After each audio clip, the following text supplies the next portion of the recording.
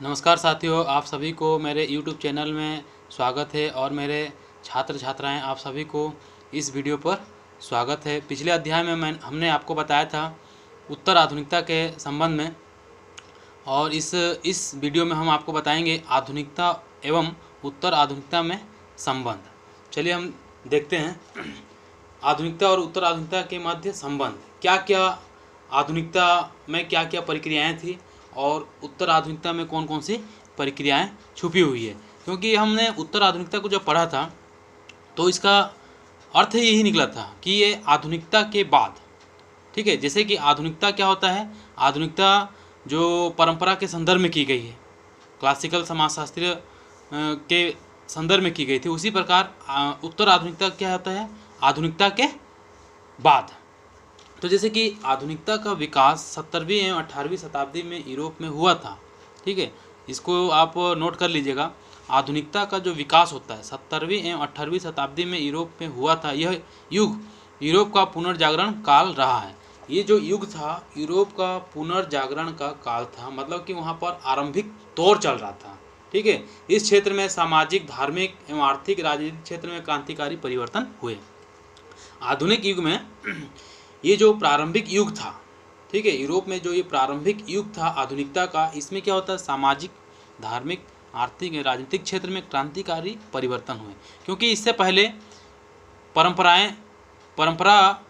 युग था। इससे पहले उससे बाद में क्या था, पहले परंपरा युग था, जहाँ पर सामाजिक, धार्मिक और आर्थिक, राजनीतिक क्षेत्र में क्या होता था, सब अनौपचारिक तरीकों से कार्य किए जाते थे। लेकिन आधुनिक युग में क्या हुआ, सामाजिक, धार्मिक और आर्थिक एवं राजनीतिक क्षेत्र में क्रांतिकारी परिवर्तन हुए और संचार साधनों का विकास होने लगा।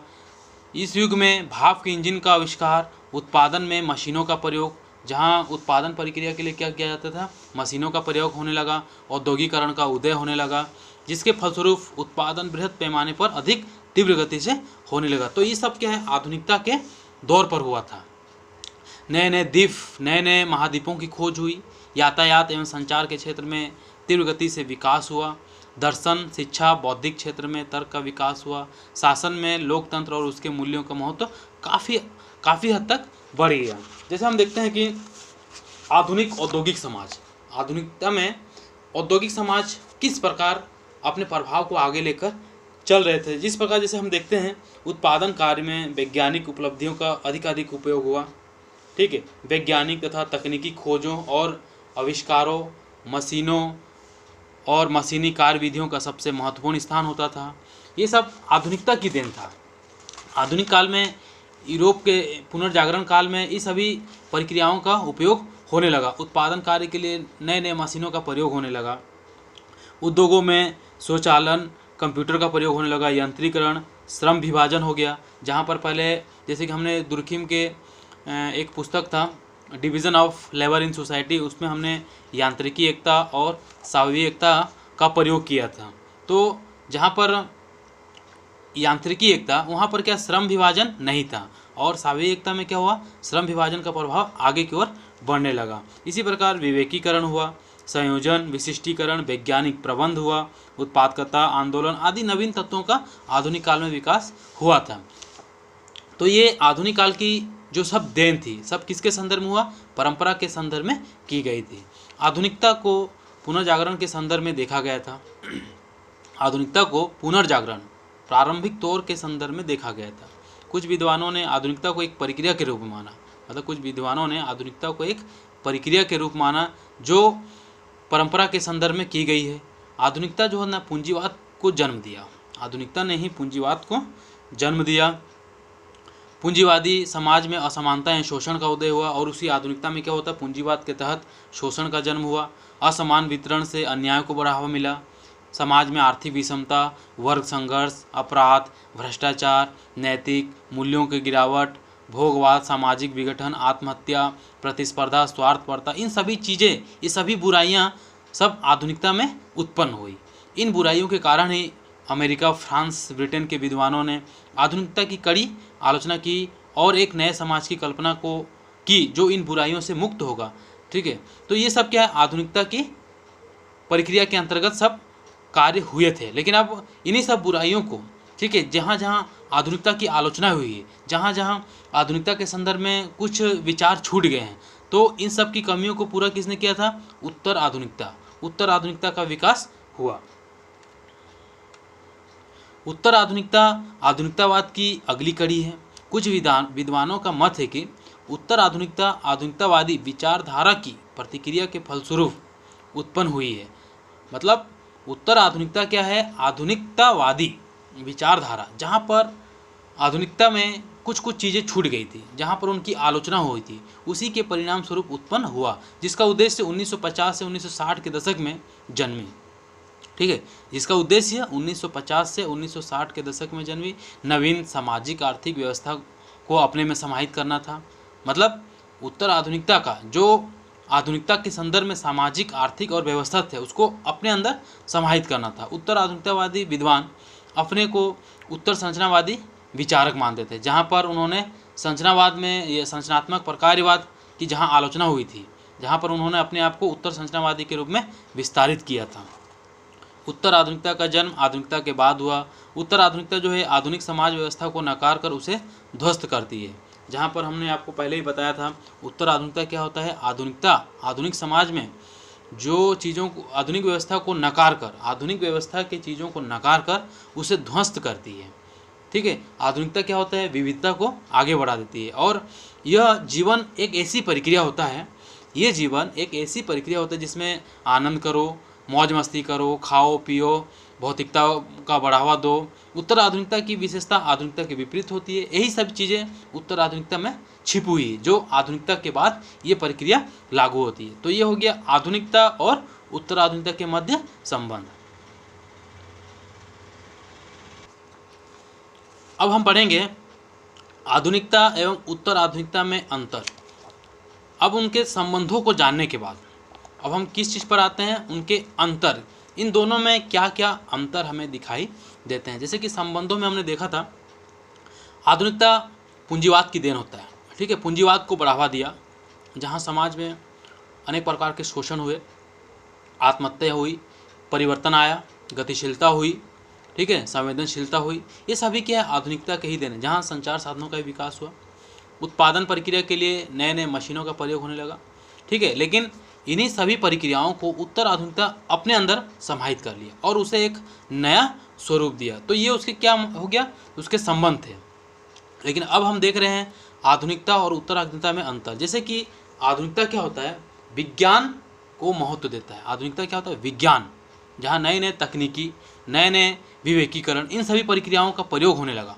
तो ये क्या है? एक विज्ञान पर आधारित होता है। जबकि उत्तर आधुनिकता मानवतावाद, मनुष्य अपने आप में एक पक्षधर होता है। जियो, खाओ पियो, मौज मस्ती करो, अपनी भावनाओं के अंतर्गत अपने को एक फैशन की दुनिया में रखो। तो ये सब क्या है? मानवतावादी होता है। फिर है आधुनिकता तर्क प्रधान है, जहाँ पर ये विवेकीकरण स्वाभाविक एकता पर आधारित होता है। ठीक है, उसी प्रकार उत्तर आधुनिकता क्या होता है? भावना प्रधान, मनुष्य की विचारों पर। ठीक है, मनुष्य अपनी भावना के आधार पर कार्य करता है। जियो और जीने दो, मौज मस्ती करो, फैशन, ये सब क्या? उसकी भावना प्रधान होता है। फिर है आपका आधुनिकता विवेकी है। ठीक है, और उत्तर आधुनिकता अविवेकी तथा ये लचीलापन होता है। आधुनिकता क्या होता है? विवेकीकरण, जहाँ तार्किकता पर आधारित होता है। वही उत्तर आधुनिकता उसके विपरीत अविवेकी होता है।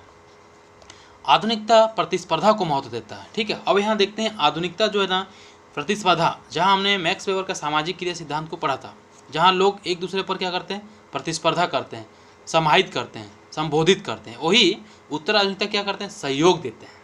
उत्तर आधुनिकता सहयोग का हिमायती है, मतलब कि सहयोग की भावना पर आधारित है।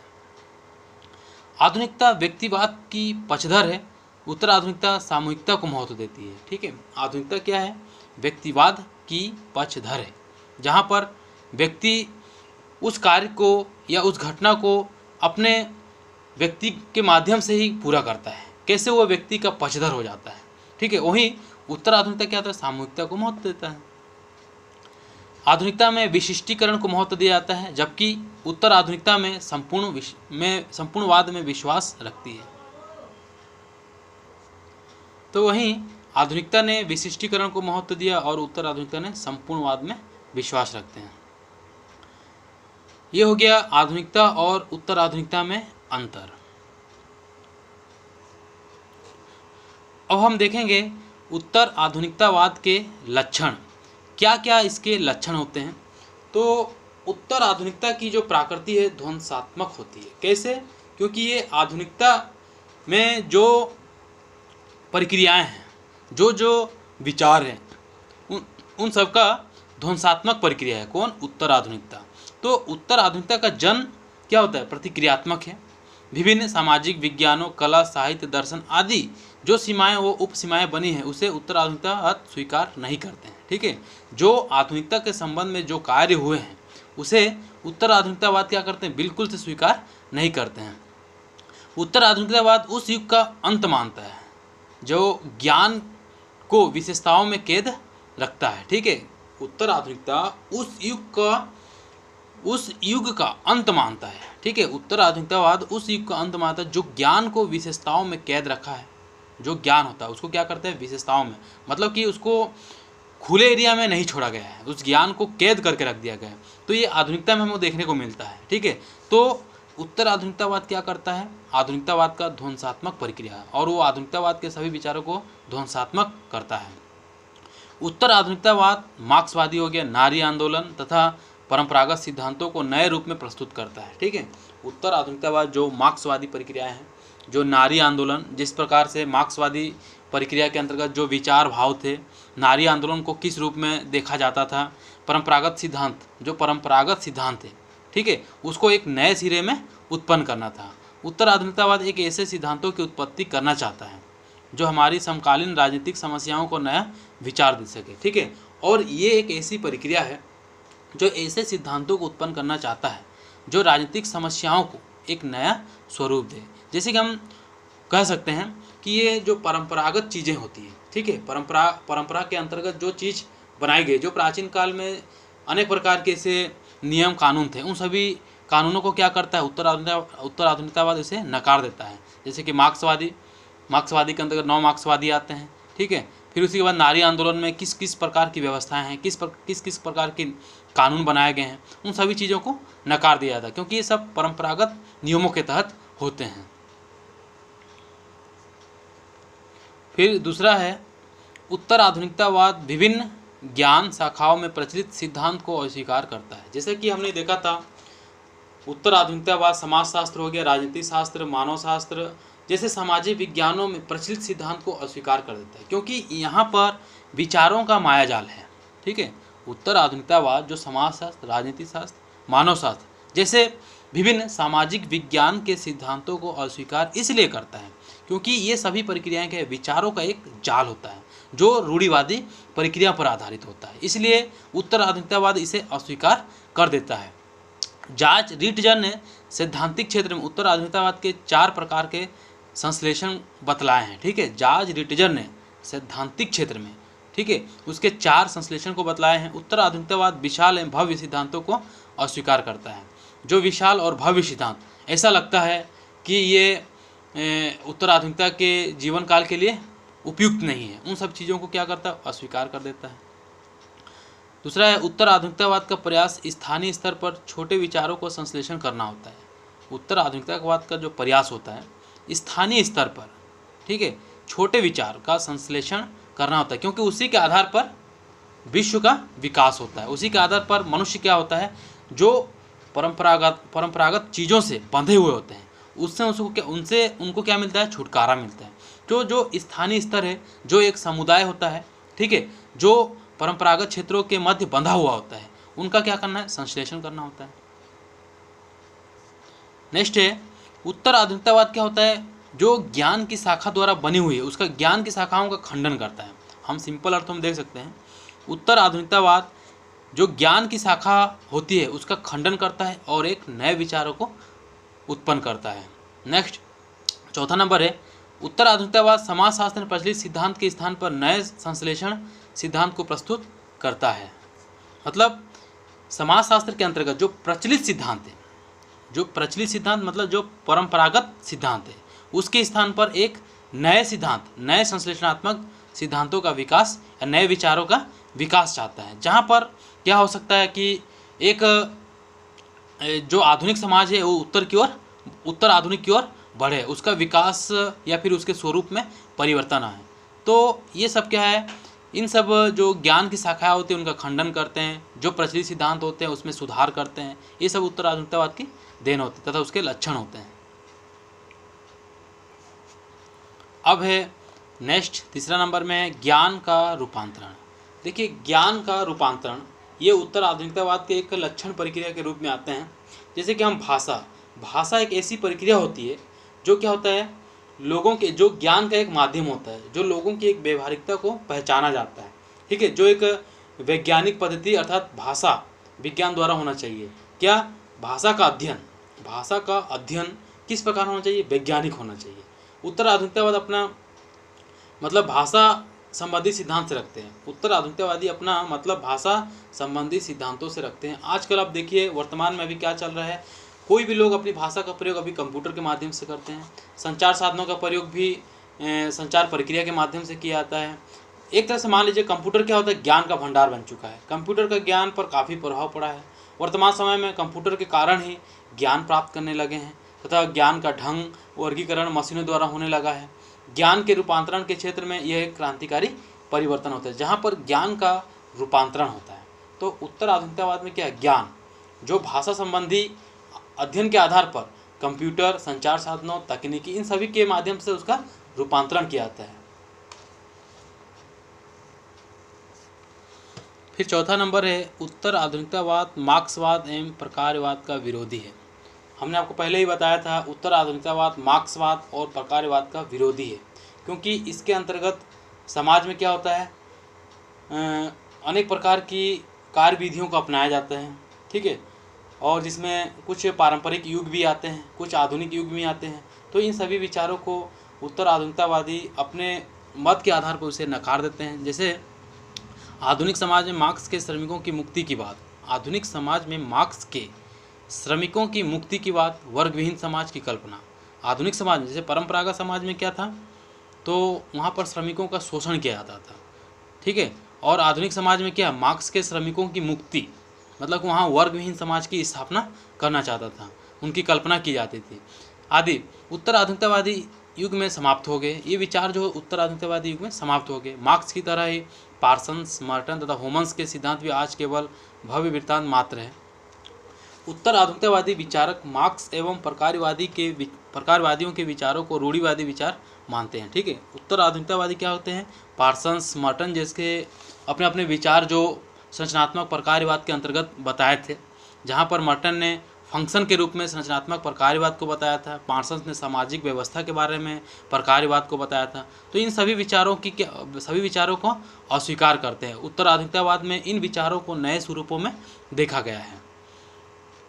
फिर नेक्स्ट है उत्तर आधुनिकतावाद में वाणिज्य ज्ञान की प्रधानता, मतलब कि यहाँ पर उत्तर आधुनिकता में वाणिज्य ज्ञान को प्रधान दिया गया है, उनका विकास करने को कहा गया है। और जो आधुनिक काल में जो ज्ञान था उसको क्या किया, उसको खंडित कर वाणिज्य ज्ञान की प्रधानता की। जैसे कि उत्तर आधुनिकतावादियों का मत है कि वर्तमान समय में विज्ञान का उद्देश्य सत्य की खोज करना नहीं है। वर्तमान समय में जो विज्ञान का उद्देश्य है सत्य की खोज करना नहीं है, बल्कि हमें एक ऐसे उद्देश्य की खोज करना है जहाँ पर अपनी आवश्यकताओं की पूर्ति हो सके, जहाँ पर उत्पादन का बहुत बड़ी मात्रा में उपयोग किया जा सके, उत्पादन हो, ठीक है, उपभोग बहुत ही बड़े बड़े क्षेत्र में हो, वैज्ञानिक तकनीशिनियों तथा उपकरणों को ज्ञान हेतु दिया जाए, बल्कि क्रय करने का उद्देश्य प्रतिष्ठानों के मालिकों को अधिक से अधिक शक्ति प्रदान करने की क्षमता हो, जहाँ पर क्या हो, ज्ञान का विकास और भी ज़्यादा बढ़े, ठीक है, और भी ज़्यादा बढ़े, और लोग अपनी आवश्यकताओं की पूर्ति के लिए अपने ज्ञान को क्या करेंगे, रूपांतरण करते रहेंगे, ताकि लोगों को और भी ज्ञान मिल सके। अपने जैसे कि हम परंपरागत क्षेत्र में देखते हैं, अपनी प्रक्रिया तथा अपनी व्यवस्था को क्या करते हैं, अपनी परंपरा को विरासत से प्राप्त करते हैं। उसी प्रकार वाणिज्य ज्ञान की प्रधानता भी इस प्रकार होनी चाहिए। फिर नेक्स्ट है वृत्तांत ज्ञान का विरोधी। देखिए उत्तर आधुनिकतावादी वृत्तांत ज्ञान का विरोधी है, जहाँ पर साहित्य, कला, ये सब की बात आती है, क्योंकि ये सब वृत्तांत ज्ञान होते हैं। इन सभी ज्ञानों को क्या है, उत्तर आधुनिकतावादी कूड़े कचरे में फेंक दिया है, क्योंकि इसके आधार पर कोई विकास नहीं होने वाला है, ठीक है। भविष्य की ओर व्यक्ति आगे की ओर नहीं बढ़ सकता है। व्यक्ति का विकास सीमित रह जाएगा। तो यहाँ पर व्यक्ति को उत्तर आधुनिक बनाना है। उत्तर आधुनिक बनाने के लिए व्यक्ति को क्या है, वाणिज्यिक ज्ञान की प्रधानता होनी चाहिए, बल्कि ना कि वृत्तांत ज्ञान। वृत्तांत ज्ञान क्या है, एक भ्रम जाल होता है जिसमें लोग भ्रमित होते हैं और इसकी जो विकास की गति होती है वो रुक जाती है। इसलिए वृत्तांत ज्ञान का विरोधी है उत्तर आधुनिकतावाद। आधुनिक कला की अस्वीकृति, हमने जहाँ पढ़ा था उत्तर आधुनिकतावाद क्या होता है, आधुनिकता के बाद। तो आधुनिकता में जितने भी जो विचार हैं, जो कृतियाँ हैं, उन सभी चीज़ों को अस्वीकृत कर दिया गया है। लियोटार्ड ने अपनी संपूर्ण कला, चित्रकला, नृत्य कला, साहित्य कला उत्तर आधुनिक के संदर्भ में देखा है। ठीक है, कला का एक स्वरूप धार्मिक या सांस्कृतिक होता है। इसे हम अजंता एलोरा की गुफाओं या खजुराहो के मंदिरों में भी देखते हैं। इस कला का संबंध धर्म से होता है। कला का दूसरा स्वरूप दरबारी कला है। इसका संबंध राजा महाराजाओं के दरबार में होने वाले नृत्य, संगीत आदि से है। तीसरी स्वरूप बुर्जुआ कला का है। इसका संबंध पूंजीवादी युग के बुर्जुआ कारखाने के मालिक तथा शक्तिशाली वर्ग से होता है।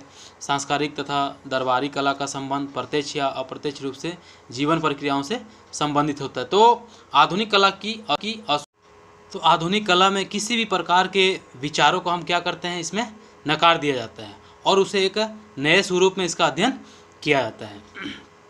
तो उसी प्रक्रिया के अंतर्गत अब नेक्स्ट आते हैं वैज्ञानिक ज्ञान का विरोधी। जैसे कि वैज्ञानिक ज्ञान, जैसे कि हम लोग कहीं पर भी अनुसंधान कार्य करते हैं तो क्या होता है, एक वैज्ञानिक ज्ञान पर आधारित होता है, लेकिन उसमें कई प्रकार के सत्यता को हम देखते हैं। लोग उसका एक क्रमबद्ध रूप से यूज नहीं करते हैं। इसको आज के डेट में बाजार के रूप में बेचा जाता है। जैसे कि कोई व्यक्ति